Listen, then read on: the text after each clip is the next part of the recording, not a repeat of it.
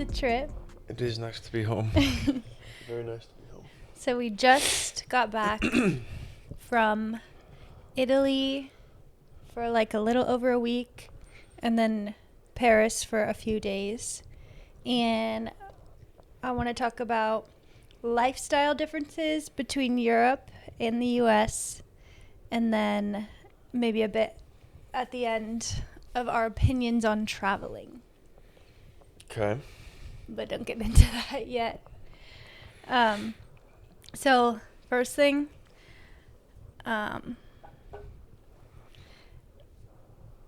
Italy. Well, I mean, do you want to do a cheers or what? Oh my gosh, I forgot. It's been a little while. I know. Fair enough. Okay. I'll forgive it. So this was our delayed honeymoon trip. Yes. So yes, it was. It was very important to us for a few reasons. And We'll get into those. It was amazing. Cheers to the honeymoon. Cheers to the honeymoon.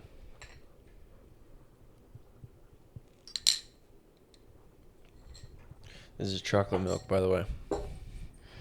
Fresh chocolate milk. It's straight from a cow that produces chocolate milk, right? No. Oh, never mind. I was wrong. Yeah. Something like that. When I share this, like on the newsletter, I'll give you my favorite wine from Italy, the link. But we're not drinking wine right now because we did drink every single day of the trip. I mean, of course, yeah. And it felt different, so we could start there. But I wanted to just not drink, even though I honestly feel like I'd be happy to drink. But it's currently 11:50 a.m. on a Sunday, so chocolate milk seemed like it made more sense right now. Yeah, it definitely is. Feels much better to do that than to crack open a bottle of wine or something right now. So yeah, I wouldn't we put like us this option past it, but we did drink every single day for like 10 or more days straight. How long were we there? Like 12 days. Yeah, in total, including like the flights. Yeah, 10, 12 days, something like that. And I never once felt any type of hangover. I would have not pushed it. I was very intuitive and intentional the whole time. And I never even once felt drunk except for the very, very last day in Paris, obviously. Yeah, the last day. We went for broke, essentially. It was, we're in Paris. We went hard the last day. But Italy is like where I want to focus this conversation, because that was like the bulk of our trip, and that was the main place that both of us, like, we've romanticized Italy and that lifestyle for years. And of course, yeah. We've even thought, I think we would rather live there because more people are like doing what we're doing, and it wouldn't be so like isolating, I guess. Like here it's more like you're isolated. Yeah. But I love it. I don't care. Like that's one of the main points of the whole trip that we'll like explain more. But where do you want to start? I think the wine, Italy. Okay. Yeah, what do you think? The wine we drank every single day.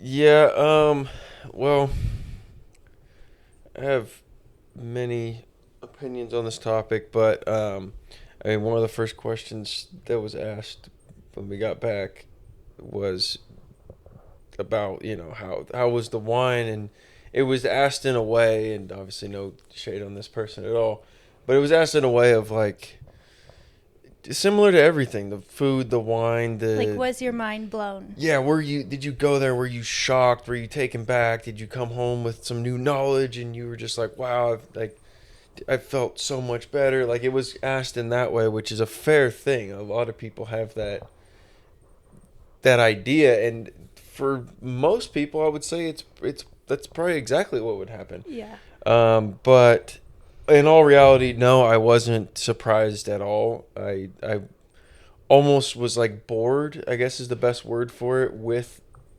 the wine that was offered at the many different wineries and restaurants and whatever excursions we did. I wasn't shocked at all. I was like, yeah, no shit. Like it was like it didn't surprise me for many different reasons. One of them mainly is for a while now when it comes to, because obviously we can't. I've just recently, as of yesterday, obviously bottled our wine, the grapes that we got from a friend of ours, all that fun stuff. But outside of that, of course, everybody's gonna purchase wine. Anyone who drinks wine, you're gonna purchase it, whether you're getting it from wineries, you're getting it online, or you're getting it from a location you go to, whatever it is. And we've already kind of made the adjustment. We order through a place. It's not a paid promotion. I wish it was. I know, and we've talked about it before, but yeah. But I mean, we order through Kermit Lynch. There's a couple other ones that are out there, a couple importers that are great. But and Kermit Lynch imports, like we've talked about it in detail, but he imports only wine from Italy and France, from small family vineyards that are doing things completely in alignment with nature, the way they've done it for hundreds of years. And those are the same type of places that we visited while we were in Tuscany. Yeah. And so, although, it's amazing, and I would never be like, oh, it's not that good, it's not that cool. No, it's amazing, but we're just used to it. It tasted like the same stuff we drink at home. Yeah. Because it is the same stuff that we get at home. It's exactly the same. So my mind wasn't blown in that aspect. It was like, my reaction is yes. I've had many bottles of wine that are on the same level, if not superior to this. No, shade on them, of course. Yeah. But it wasn't like I went there and I was just shocked at the difference, and because we've already been in that spot where we're taking in and we're experiencing exactly what they're doing. So obviously it was enjoyable. It was fantastic to be there in person and talk to the people that are running the wineries, the winemakers, the people working the front desk, the people cooking the food, all that. Of course, none of that takes away from the fact that actually going there and experiencing it was a fantastic thing. Yeah. I would never take that back. I would never want to undo that. But as far as what we were served, was my mind blown? Absolutely not. It was what I expected, which the whole trip to me met my expectations, but it didn't blow my mind. But that actually makes me feel really good, because I think for sure. A lot of people, including me, romanticize the Italian lifestyle, and everything over there is so much better because everything's homemade, everything is not full of chemicals, and that is true, but we have been able to create a lifestyle that is that same way here. Yeah. So everything tasted the same as it does at home for us, because we've been that conscious about all of these things for years. So we have been drinking only Italian, not only, but majority. Yeah. And we've, I think, talked about this on the podcast. The way you feel when you drink that is so different. People will constantly say wine and beer are the most unhealthy because, I don't know, the histamine response, or because of, I don't even know their reasons. There's a million different reasons. To me, they're Everyone's the most ancient. Yeah. They're the very first forms of alcohol. If you do it in a way where you're not interrupting the process, it's something that nature creates. Yeah. And that is the way that most places in Italy do it. Yeah. And that's what we've looked for and consumed for the past couple of years. And it feels completely different. You don't feel like you're drinking alcohol, and that is why their lifestyle, you do have a glass of wine with lunch, even if it's at 11 a.m. You have an aperitivo at 3 p.m. with another bottle of wine, and then you have at least a bottle of wine at dinner, and then you have a dessert wine every single day, Monday, work days. Yeah. And you don't feel you're just drunk every day, all day, hangovers. It's not there because the wine, and I think maybe people who are used to Napa cabs and stuff, you would maybe not even like it. I've heard maybe some of my mom's friends, mention, I've like, definitely heard people. they're like, I don't yeah. like that natural wine that she drinks because it's very light. You almost Yeah. are like, is this watery? Like, it just is so If you light and don't come from airy. it, like if you're not used to it, yeah, of course it's gonna take you by surprise. But I mean, I guess yeah. After a while, if you're drinking nothing but stuff from, I guess like what's the area down south, the Central Coast. You're drinking a particular. You're someone that drinks just Pinot Noir from Oregon. Your body's gonna get used to it after a while, and unfortunately, everyone knows this is not like a groundbreaking discovery. Everyone knows that the New World winemakers are doing things differently than they are over there in Italy and France and Germany and Austria and Georgia, you name it. So I guess at a certain point, your body does get used to consuming that for a while. So then if you do have something like that, it's going to come across as watery to you and light and nothing. But if you're able to step away from that and kind of change your understanding of what wine is truly at its core, it couldn't be more opposite of what modern day American like ideas of what wine is. And then at that point, you will notice the difference in how you feel every morning when you wake up. So yeah, I mean, it was similar to here, I guess, if we were drinking every day, if we were drinking a bottle of wine with dinner every day. I mean, yeah, you're drinking, so obviously, like, there's an element of you are going to feel it the next day for sure. But a lot of that comes down to what your sleep is like and what you're eating. Like, there's a lot of factors. Your sleep, but so I think that's the only thing. Like, I don't. But what I'm trying to say is, the wine, when it's not tampered with, doesn't hurt your body or your sleep as much. Yeah, not nearly as much. Not even close. And so, like, for us, like, I was able to drink like way more than I normally would, like throughout like a 2-week span, and I never felt any negative side effects from that. Where if I was doing that at home, of course I would be like, I'm over this, I need a break for, like, I don't know, it wouldn't be natural. But it is natural because that is part of, like, the lifestyle, and also we're on vacation, but I think it is part of a lot of the lifestyle there. It's very normal. Yeah. No, definitely. But it is normal because it doesn't hurt your body as bad as what it would if you're consuming things here. Yeah. Yeah, pretty much. Same with the food. So I want to talk about food because a lot of people are obsessed with the idea that, like, this was another question I was also asked. Yeah, well. The food. Was your mind blown? Was it amazing? And fucking people no. People say they can't My eat. simplest answer is no. They can't eat dairy or gluten in the U.S., but if I get to go to Italy, then I can. So what are your thoughts on that whole idea? Because I don't disagree with it, and I don't disagree with that. I do think the food was amazing, but it tasted like the same thing as the wine. It didn't taste different. It tasted like just like what I would make at home, but a little bit less because I didn't make it all.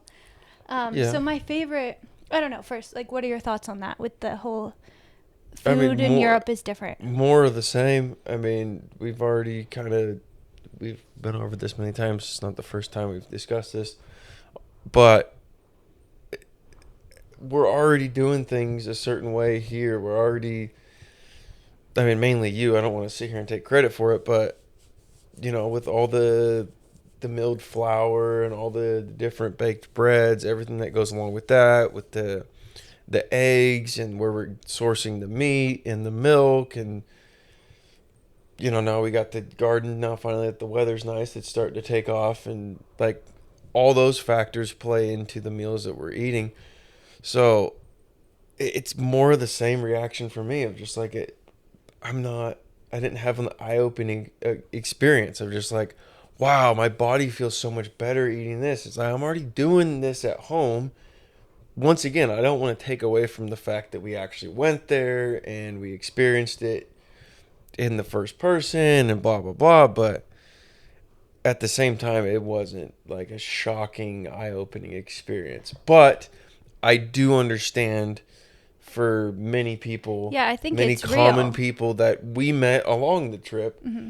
that are used to just going to a regular grocery store if they are going to do that, or they're eating out, having dinners, places, and whatnot.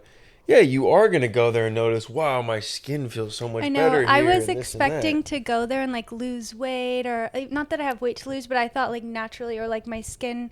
But I felt slightly worse, but just because of the travel. Yeah, the travel Um, was brutal. yeah, and then like being there, the lifestyle was the same. So my Yeah. body was just like It was just more of the stressed same. from the travel. Yeah. Yeah. No, but over there, what I noticed that is incredible is more people have done just naturally what we're trying to do, where like they all have their own olive trees, where they have their own family olive oil. So like the house we stayed in was like a guest house on like a normal family's property, Yeah. and it's just like a family. They don't have an olive oil business, but they gifted us a bottle of their olive oil that just their family uses, and that's like what we're trying to do in there. Like it's way more established, like people already have that, but the feeling from doing that will change your life. The thing is, like, we've already done that and it's changed our life. Like the olive oil we get from the local small family, they're doing that. Yeah. And then while we like try to build it on our own land, Yeah. but it's not like, I don't want to downplay it, because if you're living a normal American lifestyle, it will blow your mind and it will change your Yeah. life. 100%. But we've already, like, you can bring those changes home, and that will actually change your life long term. And that's like what excites me about it. Is it was a little bit of like, oh, there was like, I thought there would be like one moment where I was just like, you can't get anything like this anywhere Yeah. but here. And I never had that. But I don't want to downplay that. It's amazing to see like such a large community all living this way, and it reflects in how beautiful everywhere you look. It's stunning because the majority of people are living in a way that is like connected with the land. Yeah. Uh I would kind of refer to it as like the 90-10 rule. Like here you'll find that 90% of the people are doing things the modern way. They're, not necessarily paying attention to their sourcing, or if they are, they haven't done the correct research. They just focus on let me go to this certain type of store. People say if you go to Trader Joe's, that means you're eating healthy. No, it doesn't. If you're buying all frozen food, Yeah, you're still or eating packaged frozen food. Yeah. It doesn't matter. But like here in the U.S., I'm sure it's the same in Canada, blah, blah, blah, like the, I guess, new world, quote unquote. 90% are doing it the modern way, which I don't agree with. And then you got 5 to 10% of the population that's doing things the old world way, the way that we're trying to consistently improve upon and do ourselves. Whereas over there, it's the exact opposite. 90% of the people are basically self-sustaining. Yeah, like living our like Yeah. dream, like what we're trying Yeah, to and- build. But they just totally inherited that from like Yeah, whoever and lived but there it's before, not like already had it established. It's not like a huge thing. And then you got 10% of the population, which I believe would be In the people living in the cities, big cities. yeah. The people living in the Florence, the Milan, the Venice, the Rome, blah, blah, blah, whatever. But the difference is if, like, you are part of that 90% over there, like, you almost kind of look at the 10% like they're kind of like the oddballs. Like, Yeah. I get it because of where you guys are living, whatever. And it's a similar thing here, except we're part of the 10%, not like trying to act like we're whatever, but like given our lifestyle, what we're doing, it's part of a smaller group in comparison to the total population of the country we live in. Doesn't mean we're better than anybody, but that's just what we're choosing to do. So we're kind of the outcast in that situation. So I would say that's the biggest difference, is it's a 90-10 over there and over here, except it's just kind of flip-flopped who's in what category kind of Yeah, deal. but So for us, we almost felt more kind of welcomed in a way, and also almost kind of disappointed to an extent of like, because you have like chalked up in your mind, I'm going all the way over here to Italy, I'm going to experience all this stuff, my mind's going to be blown. And I wasn't. I was just like, well, I think that's wow, the main there's just thing. even more people doing what I'm doing. Wow. I'm so grateful, and it doesn't take away from how stunning it was. Of course not. And No. I would always wonder, like, I should be living in Italy if I had never gone. And I still feel like, just like what I'm doing now, I can build my dream home anywhere that has beautiful land and nature around. So it's just more solidified that, like, changing the location wouldn't change how I feel at all. No. And what I learned that I was not expecting, and this is where I think the, like, I guess disappointment comes in, but I have like a whole like thing I want to run with this. I was expecting to go and be like, okay, every 2 years I want to go back, because I thought I was going to be so obsessed. Yeah. Whereas I found that the travel was so extreme that it wasn't worth just being away from home with everything we have going on. It wasn't worth it. So I almost feel like it was like a once in a lifetime. Like, of course, I'll never say never. I might go back, but not consistently. Yeah. No, of course. I mean, it wasn't as drastic of a lifestyle change to justify that kind of travel. Yeah. And before we like run, I want to clarify one thing. I think a lot of people would say, like, if you didn't eat good food in Italy, you didn't go to the right places. And it's not that. Like, if we were to go to a restaurant in the U.S., 1,000%, everything we ate in Italy was way better. Way better. Like, it was good food. It was great. Yeah. It's just, we don't eat out at restaurants. So what I cook at home felt pretty much the same way they cook in Italy. They use very simple ingredients. It's very clean and plain, and the sourcing is great, and that's like what we do. So I just wasn't like, it wasn't that drastically different. Whereas people who, like, if we went out to eat at restaurants, yes, it's drastic. Eating out in Italy is better, cleaner, healthier, felt way better. Yeah. So that I want to clarify. It's not like I'm saying like, oh, the food's not good. That's not true at all. It was great. Yeah, of course. It was just kind of more of the same. Yeah. I mean, I don't know.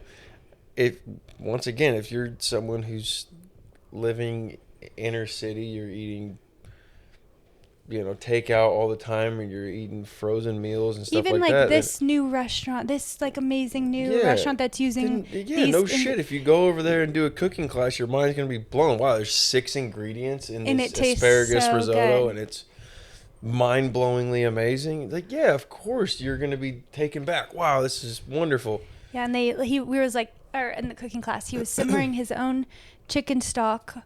And then you use that in the risotto. Is it vegetable stock or chicken stock? Or, sorry, vegetable stock. And that's just what we already do. I don't buy cans of vegetable stock. Yeah. Like, when I'm, like, so, I don't know. I'm like going rambling. But it is amazing. And I'm not trying to sound pretentious. I know, but, like, and it wasn't that big. Like, none of it was that big of a shock. Because, like, you would think. The reason why I am kind of, like, almost reassured in a way that like we're doing things a good way, is how many of the little details of, like, once you see behind the scenes of the cooking and everything, that we were already on. Of just like, and he was really surprised. He'd almost been like, kind of like in a way, he didn't say exactly this, but it was just like, once you get to a good spot, maybe you'll get your own chickens kind of deal. And it was like, we already have that. And it was like, and then he was kind of shocked when I told him. I was like, yeah, she makes her own chicken stock like all the time. Oh wow, she does. Yeah, and he was like teaching us how to make pasta, and I already knew how. It's like, we do that all the time. And he was like, you already make pasta at home, and I was like, yeah, I've not bought pasta from like a box in like years. Yeah, exactly, and like,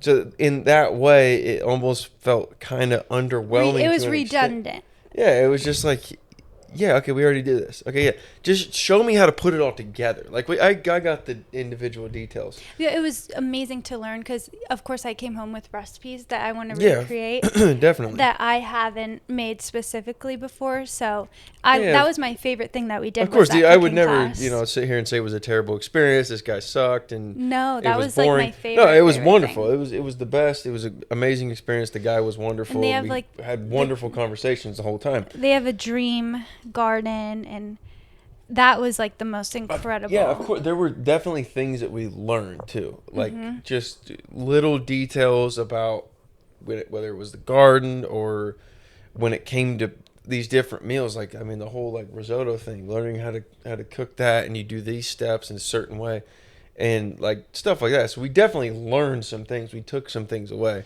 but just like the little details of the sourcing of the ingredients and like this is why, like he was like jokingly mentioning stuff about like the gluten and all this kind of stuff. I have people that come here and this and that. It's like, yeah, I'm already on the same page Yeah, as you, dude. but Like the truth is, like they have. I already think these people are laughable too. All right. No, but they have ancient grains because, like, even Yeah. though I mill my own flour, like getting the right grains is important. For sure. But we've already like figured out good sourcing for that too. So it is more like comparable to the grains they have in Italy, what Yeah. we have at home. Yeah. So that's the difference. I think with the lifestyle thing, I think about like the lifestyle there that's very in alignment with what we're doing and with what we're building towards. And then how like the travel aspect wasn't worth it, and I didn't think I would come away feeling that way. And it's not because it wasn't amazing. It's just like a 24-hour travel for everything that we have at home. Like it's not ideal or reasonable to leave everything we have here. Like you can't just, even the chef at the cooking class was like, you have chickens and you have that garden, like is someone watching that? Like how are you guys here? And it's Just like crossing our fingers, man. like having everything that we're trying to build, it's not conducive to like not being home. And I'm actually coming away really grateful that I don't have like this itch or this like obsession with seeing different places and traveling, because I want to build everything that I'm obsessed with at home. And then I love being home, and that doesn't take away from like the amazing experience or growth that comes from traveling. Yeah. But I feel like this trip is something we planned a long time ago. It was something that felt like a closing of a chapter for me, and almost like now we are free to like run, knowing that there's not something that we need to prepare. Like we had to find a place for our dogs to be. We had to find people to watch after the chickens and set up timers to water the garden. Whereas now, like we can go way further. Like we're getting sheep, getting 4 more chickens to have 8 chickens. We can like really expand the homestead without worrying about leaving and having more responsibilities put on someone to watch it for us. Because while we go experience exactly what we have here. yeah, I just don't think it's worth it. Yeah. I think what's worth it is building everything here. Yeah. Like I don't know, but I'm Maximize what you have, and I'm very thankful and I'm very pleased with and grateful that we got to go. Mm-hmm. I can hold on to that memory forever. I've been to Tuscany. I've been all over the place. I've seen this. I've seen that. Among the 2 other places we went along our travels. I'm very grateful to have had those experiences. Don't get me wrong, but yeah, at the end of the day, I'm not sure what the percentage of the population across the world that can say this, but I'm much more thankful to be home. Yeah. When you have something that you've built that you're proud of, you're happy to take part in. You're happy to be there and experience and contribute to its growth and be a part of its growth. No travel, I don't give a shit where you go. You can go to fucking Mars, you can go to Aruba, you can go to Miami, you can go to Vegas, you can go to fucking Russia. I don't give a shit. It's not gonna hit the same as it does as being here. I mean, the first night we got back, after we didn't sleep for like 24 hours, we had hours and hours and hours of flights. We picked the dogs up at like midnight. We get home at 1:30 in the morning.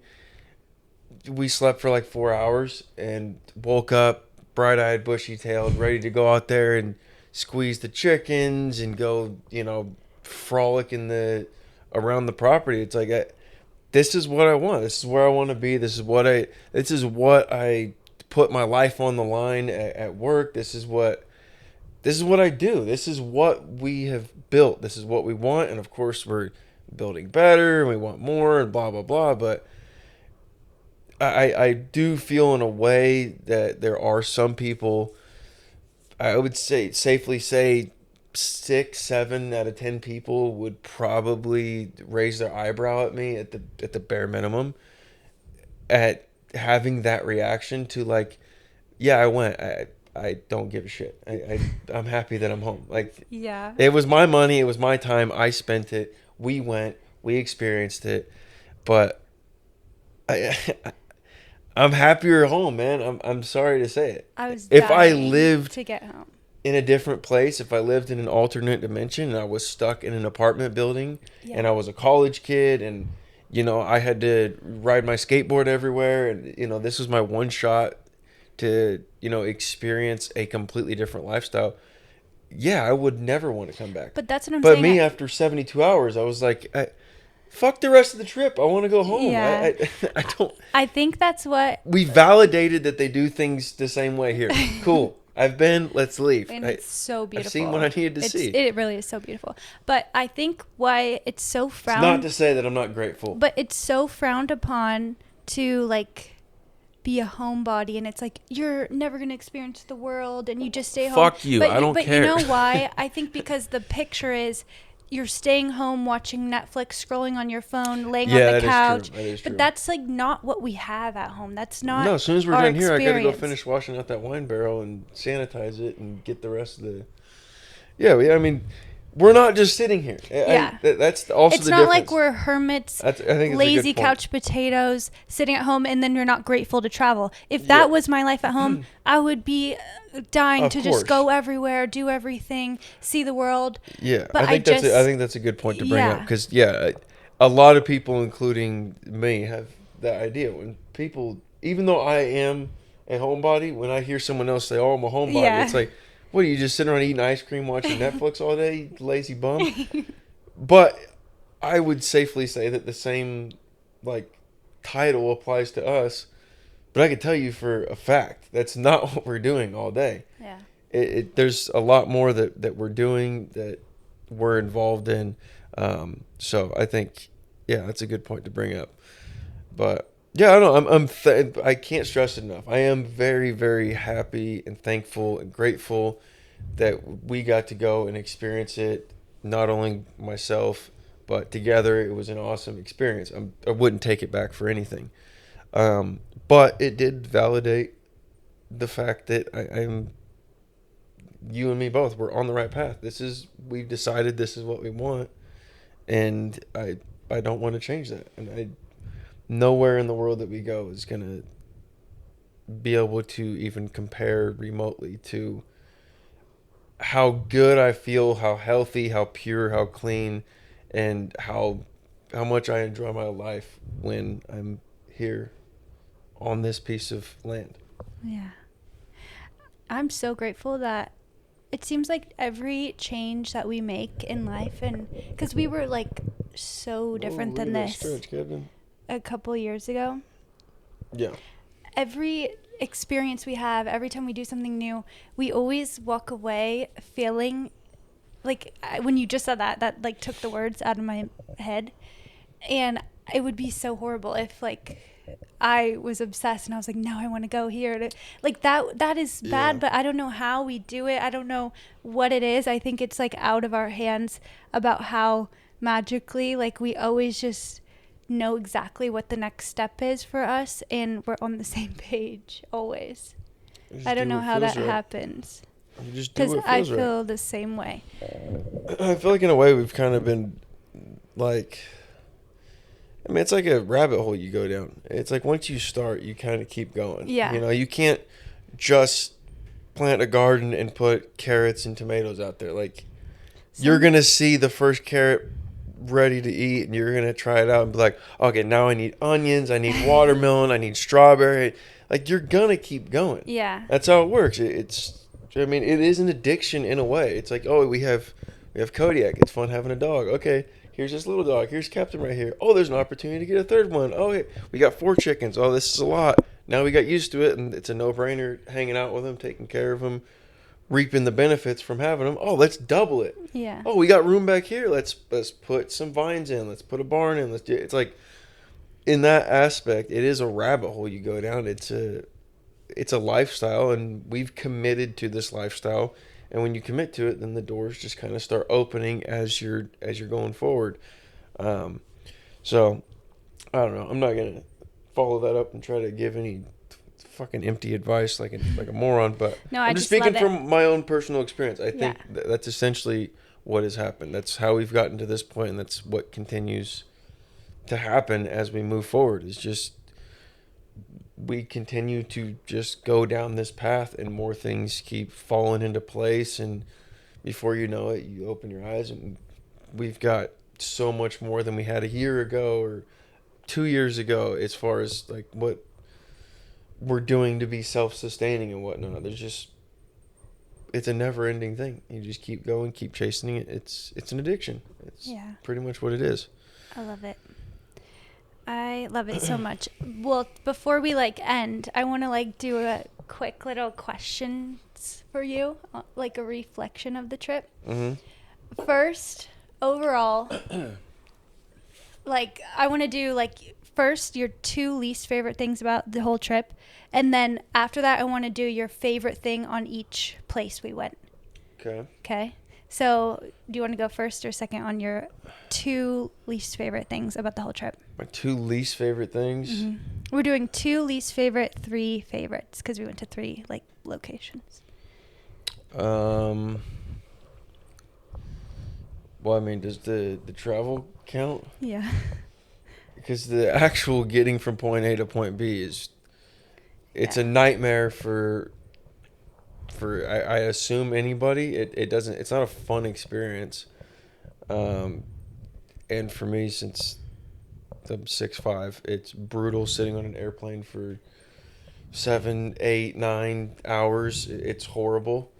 Along with the travel, I would say the time change difference. So everything that is involved in the travel, I would kind of lump that all into one. And just, you get over there, you're in Tuscany. It's a 9-hour difference from home.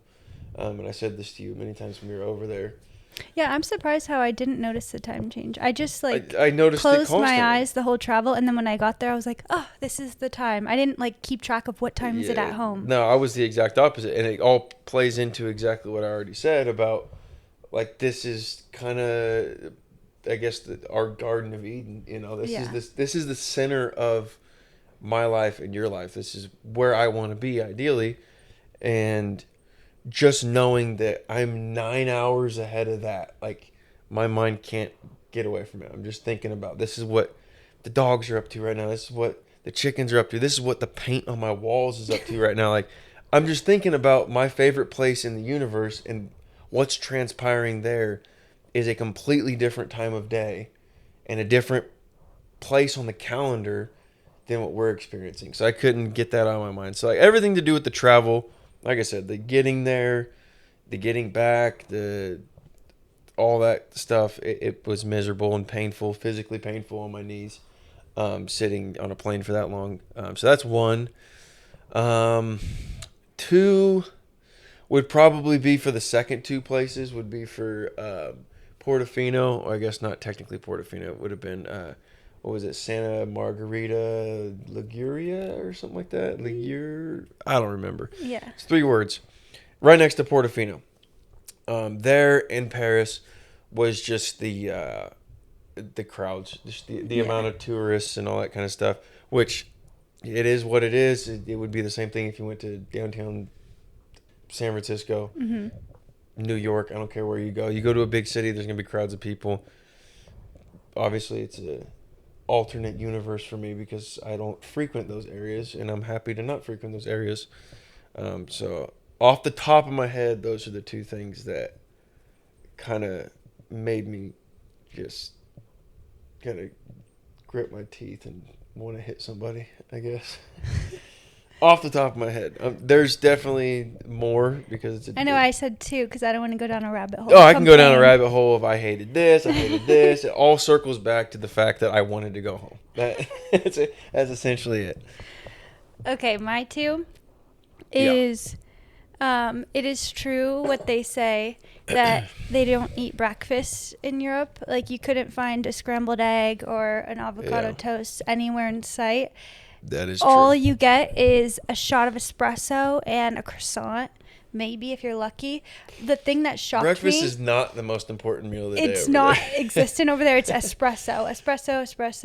Espresso, literally until 4 p.m. with your aperitivo. And then they give you cold cuts and cheese, which I got so tired of after one time. Oh, my God, that sucked. So what surprised me the most over there... Imagine eating charcuterie boards for lunch every day. Well, it surprised me a lot that... Everybody's like, oh, you go to Europe and you just eat nonstop pizza, pasta. It surprised me how little we ate at all. We would go more than 24 hours and not eat anything. Yeah. And I did not feel skinnier, not to say that was my goal at all, but I did think I was going to go on vacation and lose weight because so much walking. The people say you lose weight when you eat bread in Europe. I didn't. I think the stress of travel, even with all that, we barely ate, which is weird because I expected to be eating nonstop, but just because of their lifestyle, I didn't want It's a liquid heavy diet. It is so liquid heavy. We would probably drink wine before we ate most days. Most days, yeah. Well, and I would have espresso, and then I'll never forget the first day we landed there. Let me wander into the small town. Before I forgot about their parameters on what time dinner is.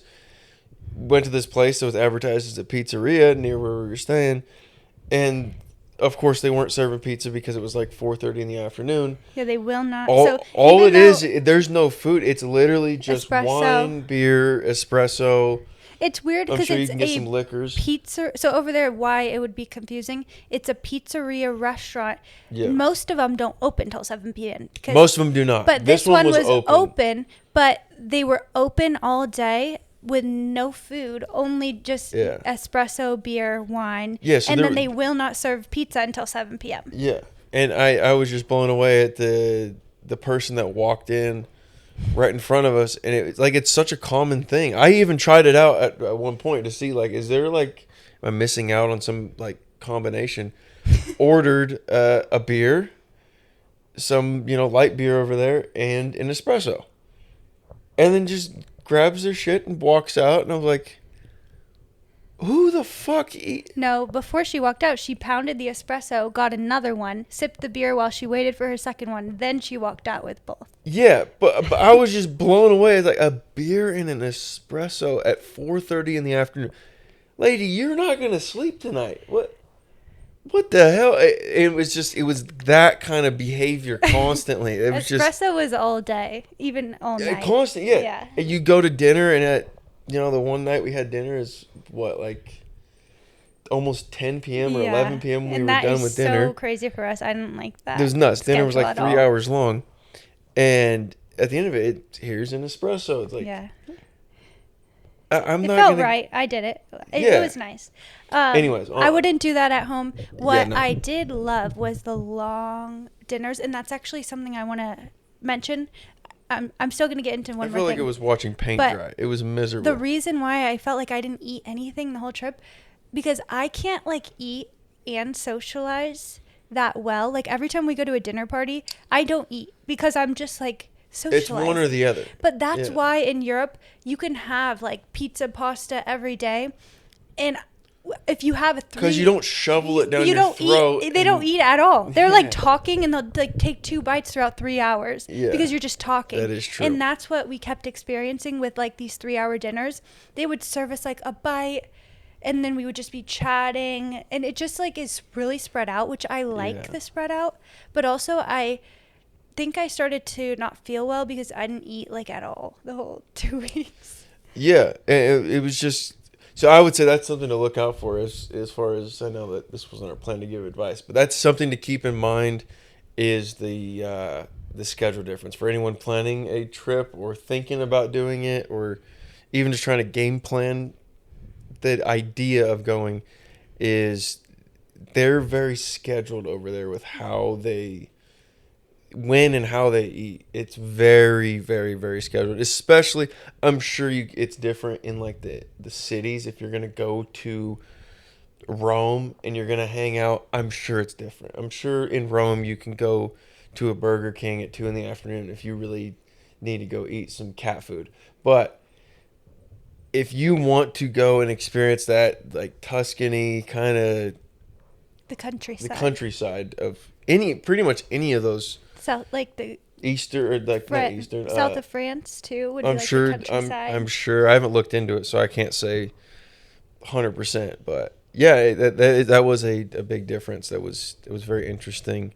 But anyways. No, I love the long meals, but the thing with it, I can't multitask that crazy. Like I wanted, like the cooking class, I wanted to eat every single bite.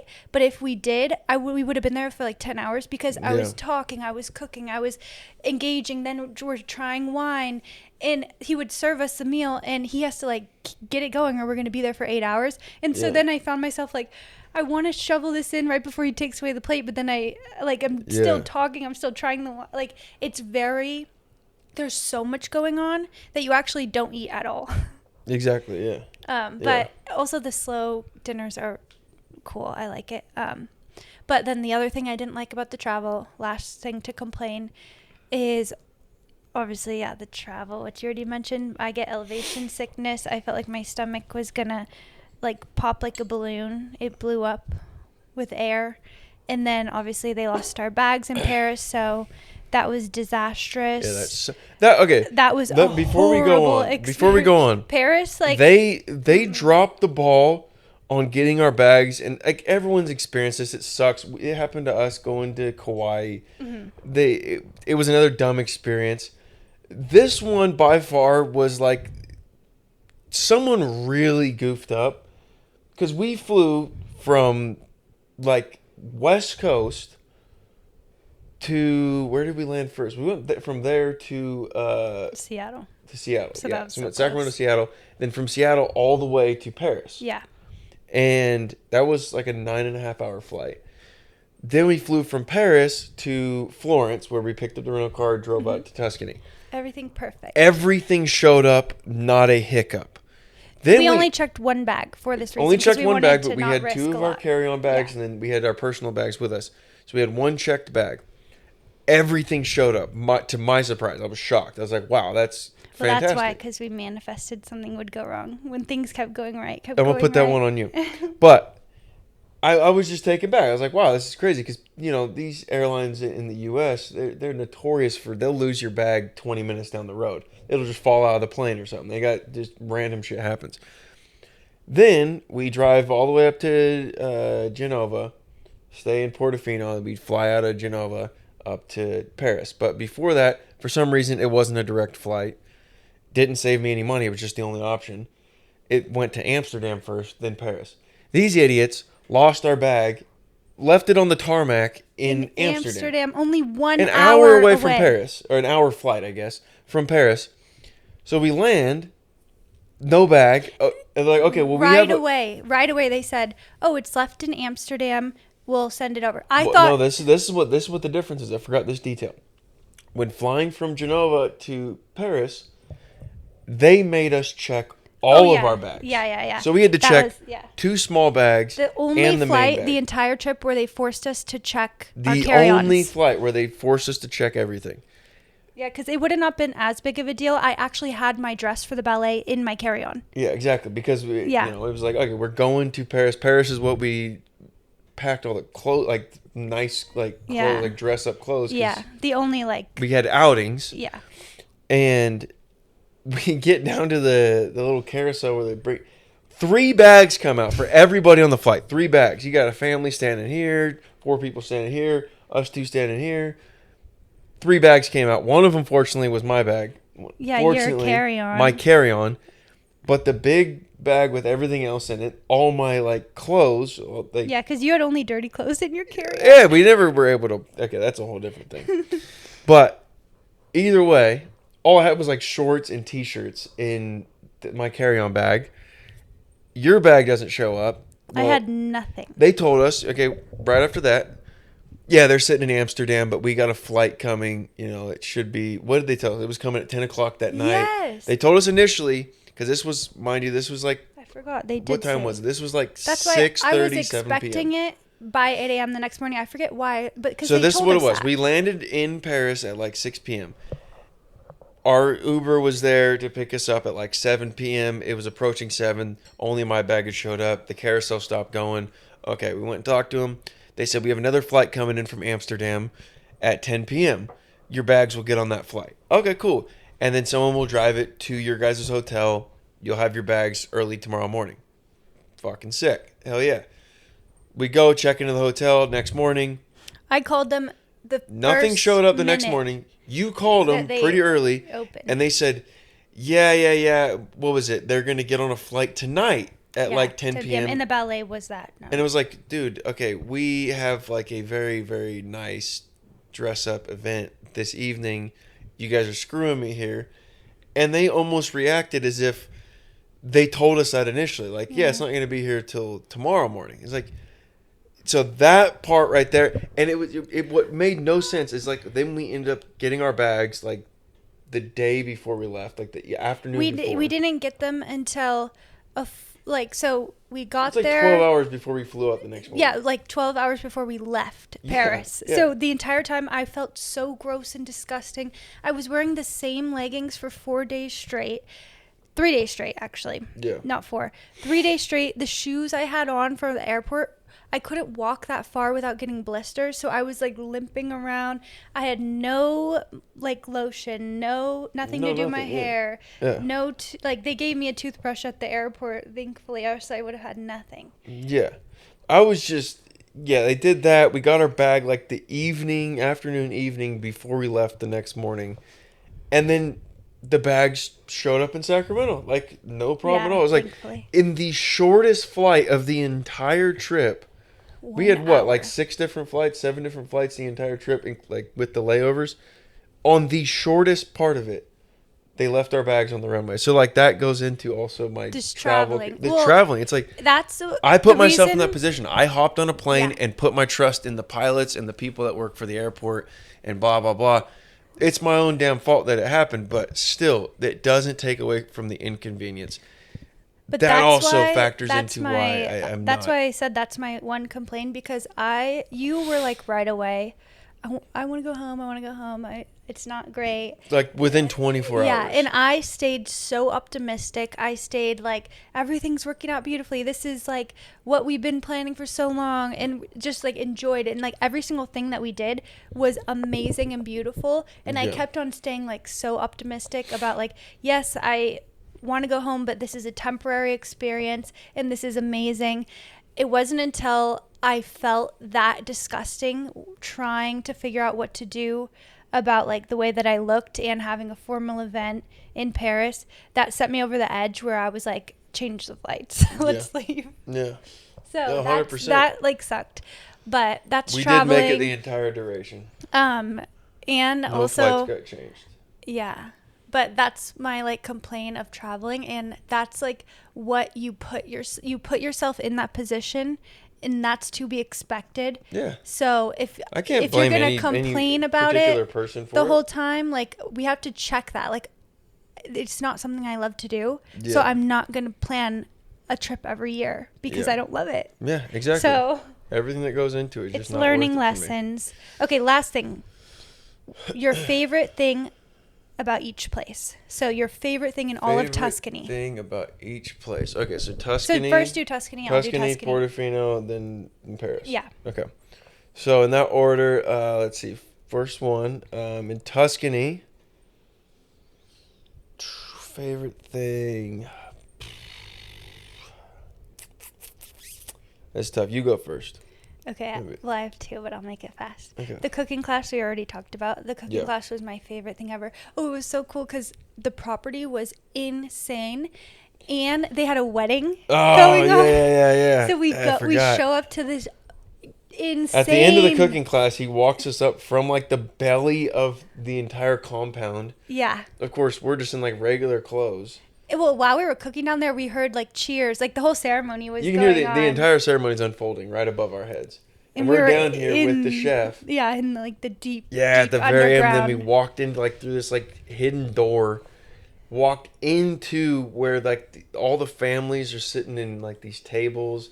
The new bride and groom are out there like going from table to table, meeting people, like not meeting people. We were with our aprons on, walking out of the that basement, was cool. It was stunning, that property and everything that they were doing there to like regenerate the land. And that guy, the chef, he was so amazing and cool. Yeah, it was cool. But then the other thing I wanted to Eduardo, mention, right? Yes. Yeah. Have his business card.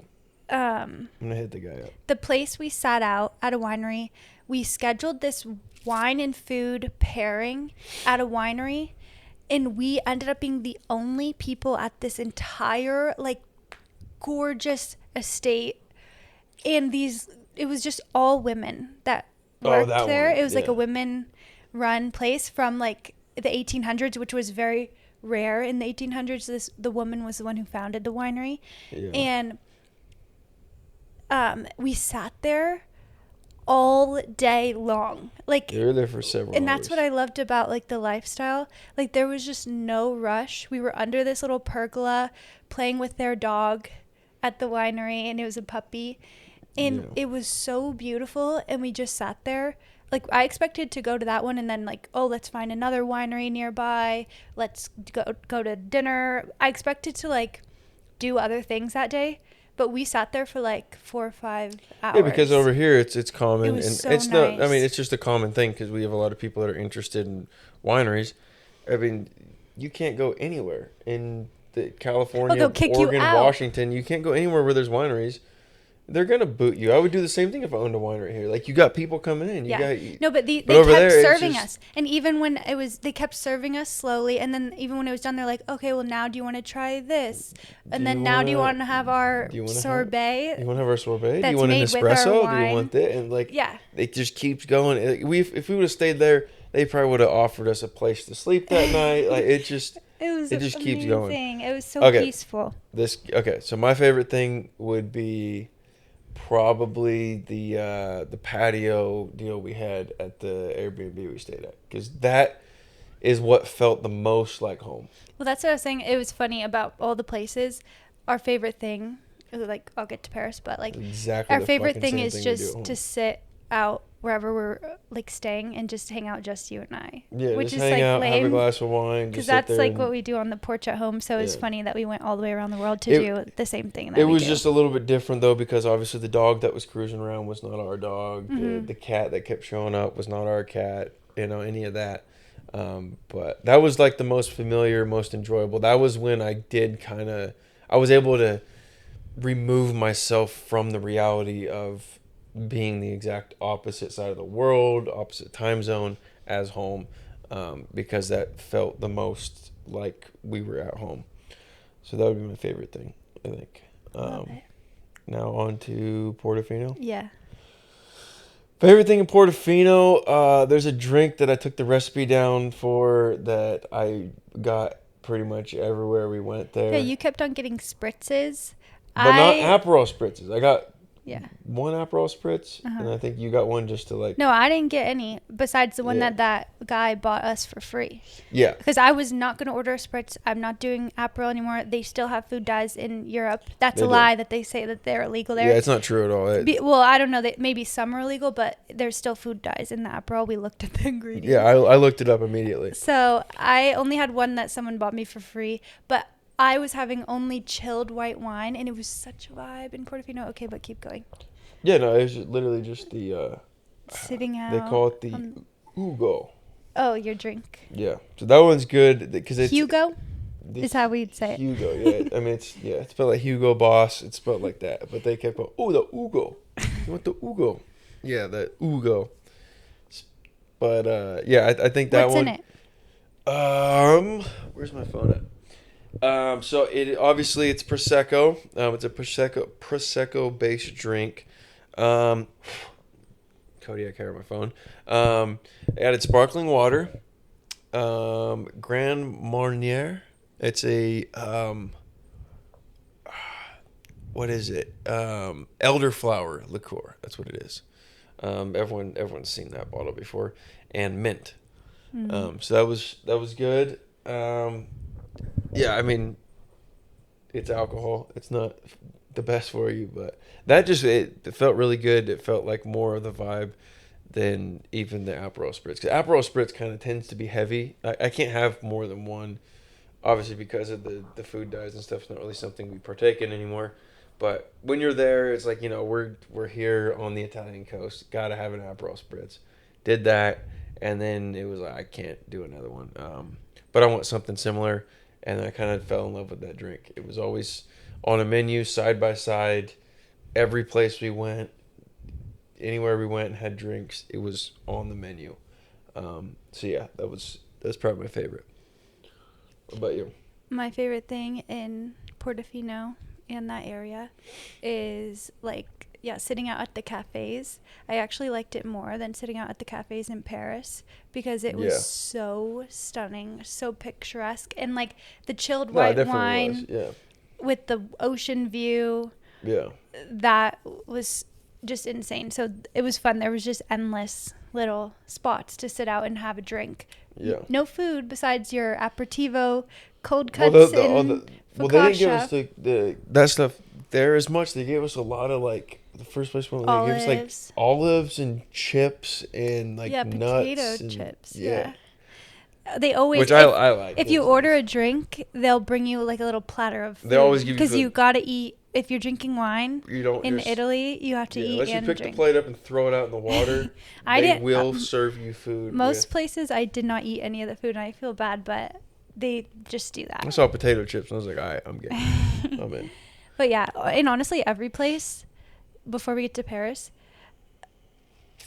like in my top favorites is sitting out. The places we booked to stay, I'm very grateful. All three were so beautiful, and like Paris and Portofino had a balcony that was just stunning. So sitting out on the balcony was also in my top, and then obviously sitting outside in Tuscany at the house was beautiful. Yeah. But yeah, the cafes in Portofino. Okay. It's gorgeous. It's buzzing. You just sit and people watch, and that was a factor. It was pretty. And now Paris? Yes. I have a feeling I already know what you're going to say. I don't. Let me think. The porch, but... I'm just trying to think... the balcony. Trying to think of what we did overall. The funniest was when we were trying to get... I know what you're going to say with the metro. Yeah, we were trying to get on the subway, and... from what I remember, we were already pretty intoxicated. That was No, we were. It was coming back from the mall. We hadn't drank yet, wasn't it? No, it was after that cafe.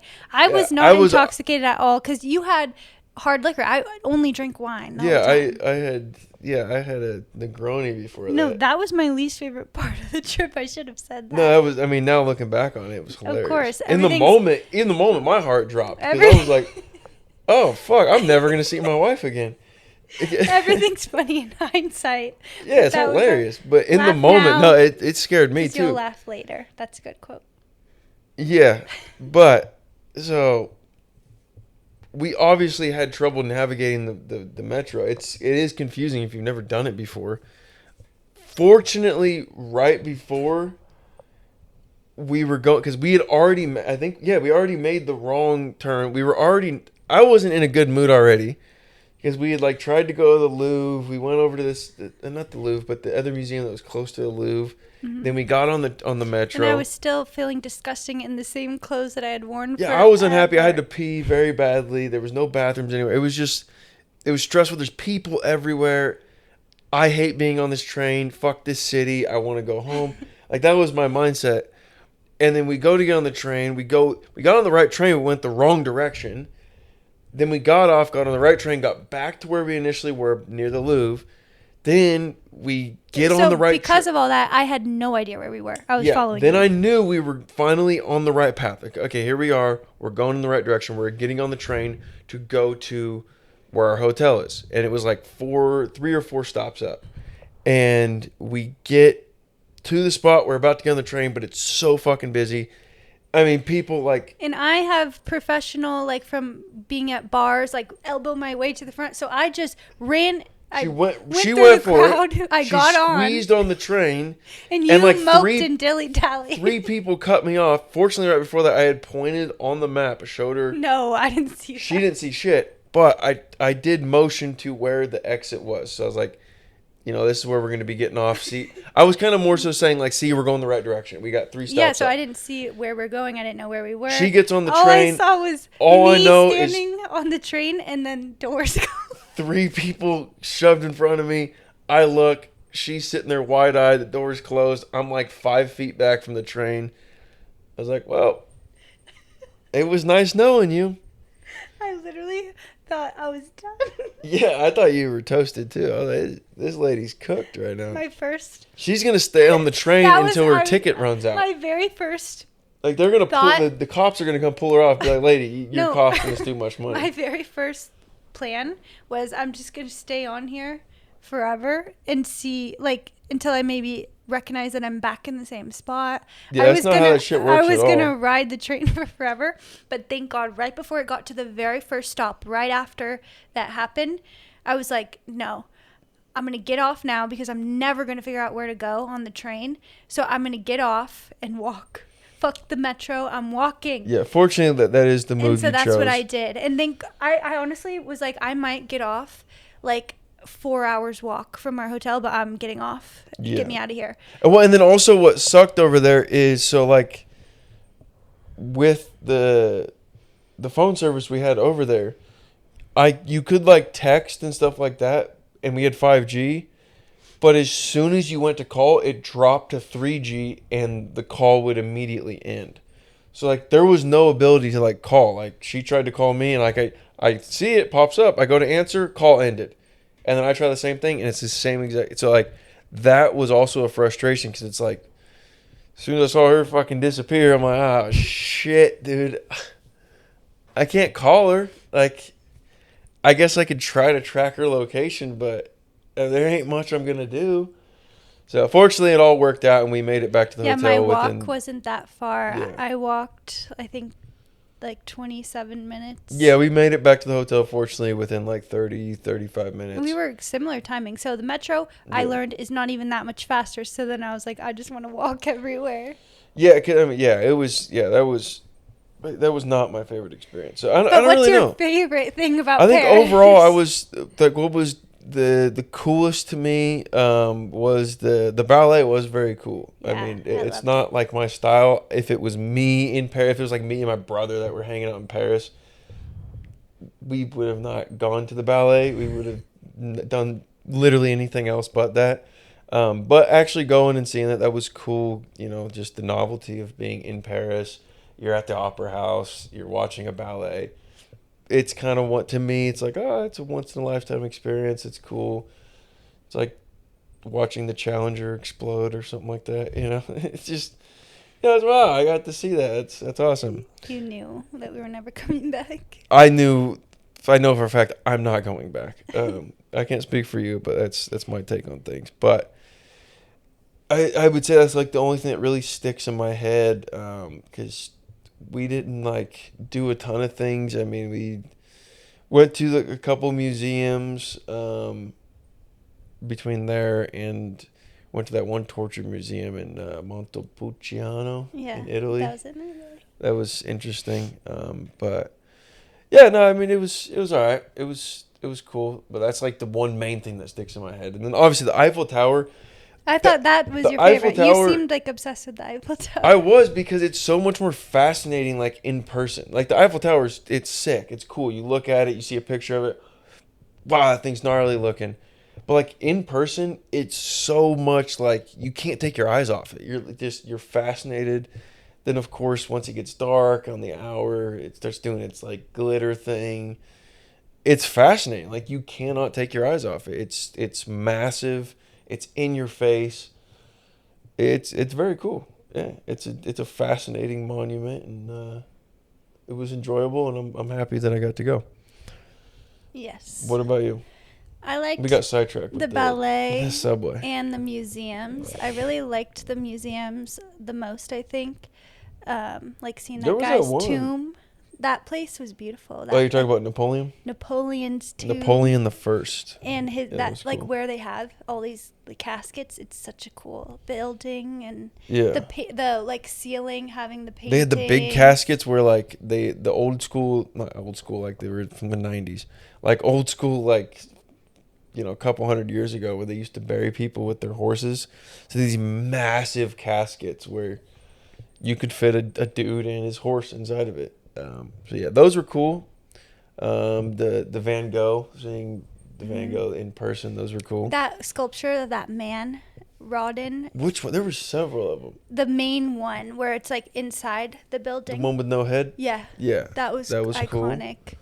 I loved, the museums were cool. The thing about Paris, so for me, the trip went, obviously, what I knew.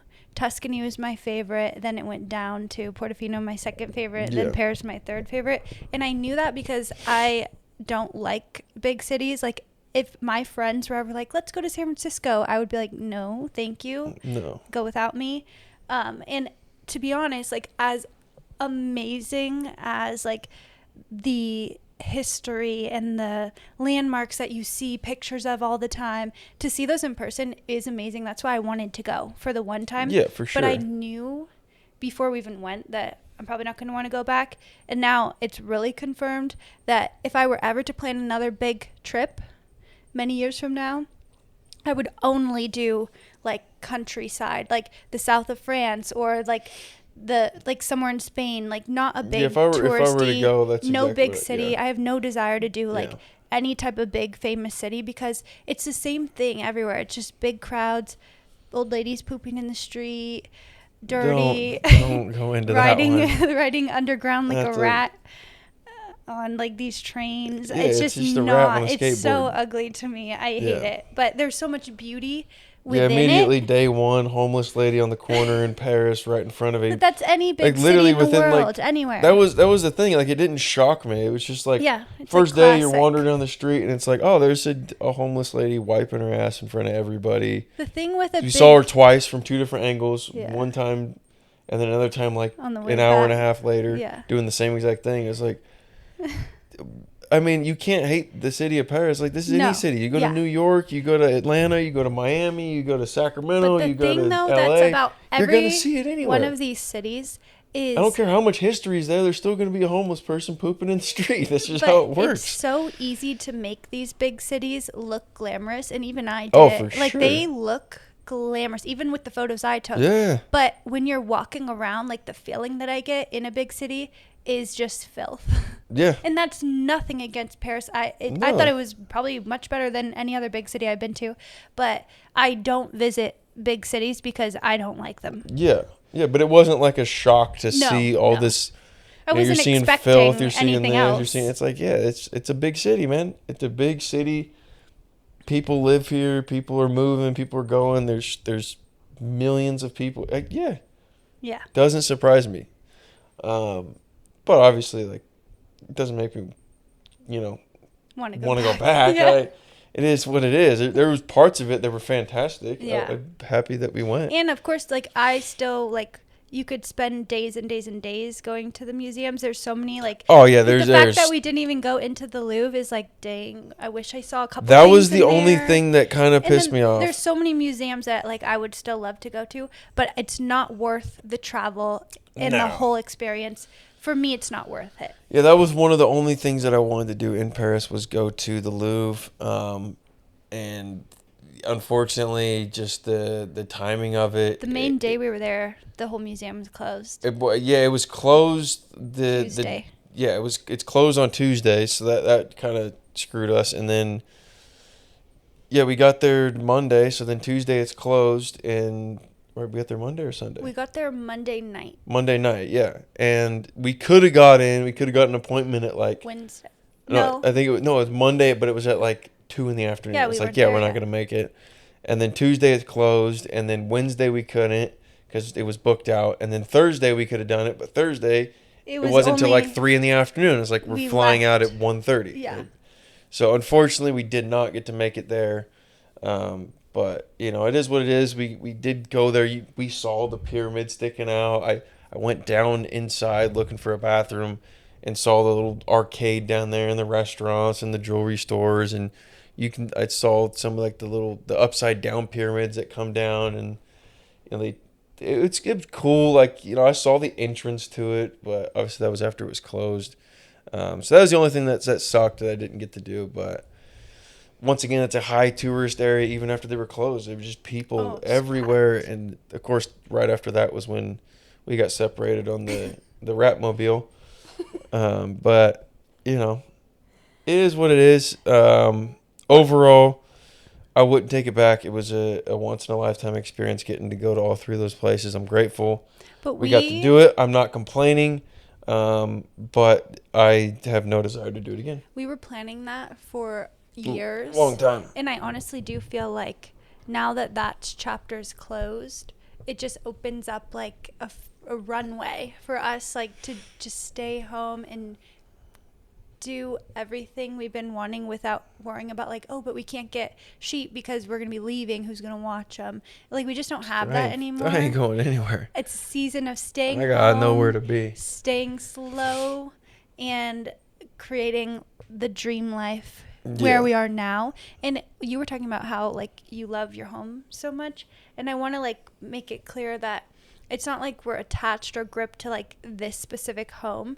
It's just like the idea being of home and feeling of home and having everything that you like, all the love and the life that you create at home. Like, I understand we could move to Tuscany and create the same thing there. Like, it's not like I hated it there. I'm never going back. It's not that at all. It's just, to me, it's not worth leaving the life that I've built and loved and all the life here for that. Yeah, exactly. So, that's that. Hopefully we didn't sound ungrateful or like we're complainers, but I'm just happy to be home. Well, if someone took it the wrong way and take it as me being a complainer, you can go fuck yourself. I have a whole new respect for influencers that just fly all around the world taking pictures. I think those idiots are drugged out of their mind. You got to be on copious amounts of Adderall and ibuprofen. I would be beyond unwell. There's no way you're not doing that without taking prescriptions. Like, not like abusing them. I'm saying like there's no way that you're doing that. Not taking some kind of sleep pills to go to sleep and it's something to stay awake. Beyond unhealthy. It takes it out of you. I travel for work. It's what I do. I drive for hours and hours. I'm surprised like how I constantly spend time away from home, but like going that far and dealing with the time change and being that far away for that long, and like it's a completely different experience. So any of those people that are able to do that, and I like the influencers, it also opened my eyes to like glamorous, and I'm like the sports stars that do it all the time, that are able to go to a different part of the world and perform at peak levels. It's impressive. It's it once again proves there's people in the world that can do some shit that I can't do. But yeah, that really took it out of me. So, but massive respect to people that do it all the time and are able to hold it together. Good on you guys. Well, cheers to our new season of life. Staying home, growing our family, growing the homestead. Continuing Welcome onward. home. Welcome home.